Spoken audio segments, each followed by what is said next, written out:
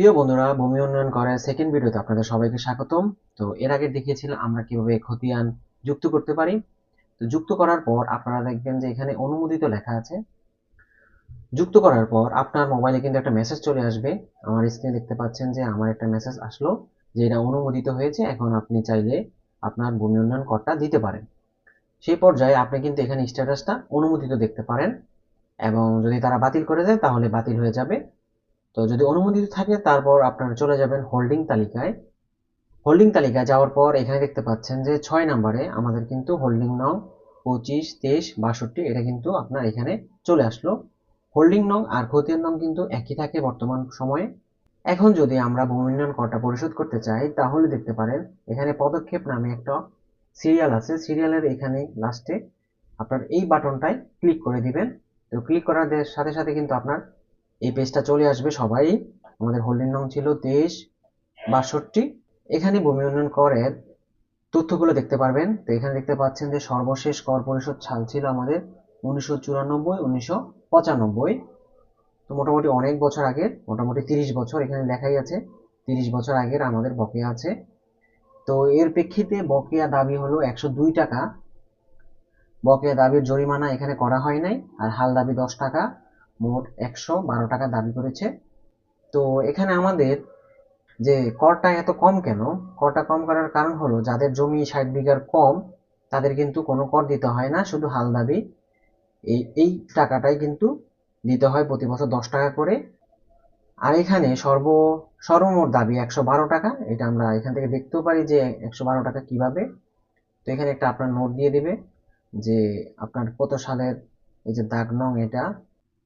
তো এখানে দেখতে পাচ্ছেন যে আমাদের প্রজ্ঞাপন 1995 থেকে 2014 সাল পর্যন্ত 8.25 একর হলে ভূমি উন্নয়ন কর দিতে হবে না। তাহলে এখানে স্পষ্টভাবে লেখাই আছে যে 8.25 একর জমি যদি না থাকে তাহলে কিন্তু আপনার ভূমি উন্নয়ন কর দিতে হয় না।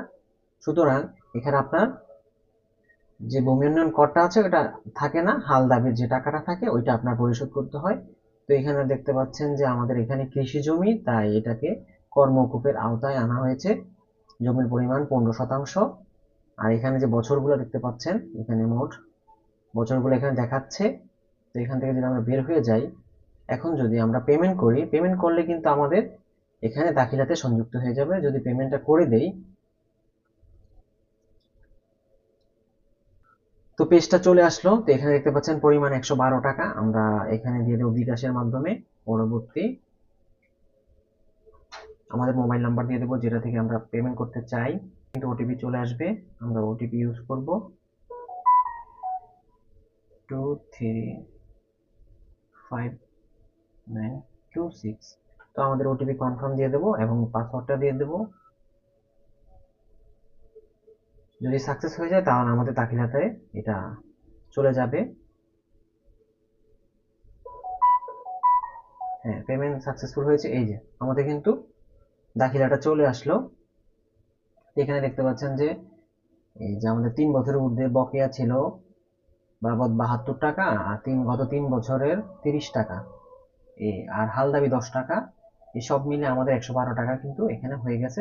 এই কিউআর কোড স্ক্যান করলে কিন্তু আপনার এই খতিয়ানটা শো করবে অনলাইনে, এবং যে দাগ নম্বরগুলো আছে এখানে কিন্তু সবগুলোই দেওয়া আছে। 15% জমি। আপনারা এইভাবেই পেমেন্টটা দিয়ে দিবেন, আর এটা এখান থেকে প্রিন্ট করে নেবেন।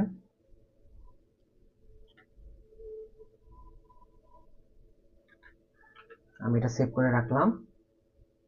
15%। আচ্ছা, যদি আমি আপনাদের এখান থেকে দেখাই যে দাখিলা অপশনে চলে যাবেন। তো এখন আমরা দিয়েছিলাম এই যে 25, 62, এই দেখেন এই মাত্র দেওয়া হয়েছে 112 টাকা। এটার বিবরণ কিন্তু আপনারা এখান থেকে দেখতে পাবেন। এই যে আপনার এক্সাক্ট দাখিলাটা কিন্তু এখানে থাকবে। আপনারা এইভাবেই ভূমি উন্নয়ন করটা দিয়ে দিবেন। ধন্যবাদ সবাইকে।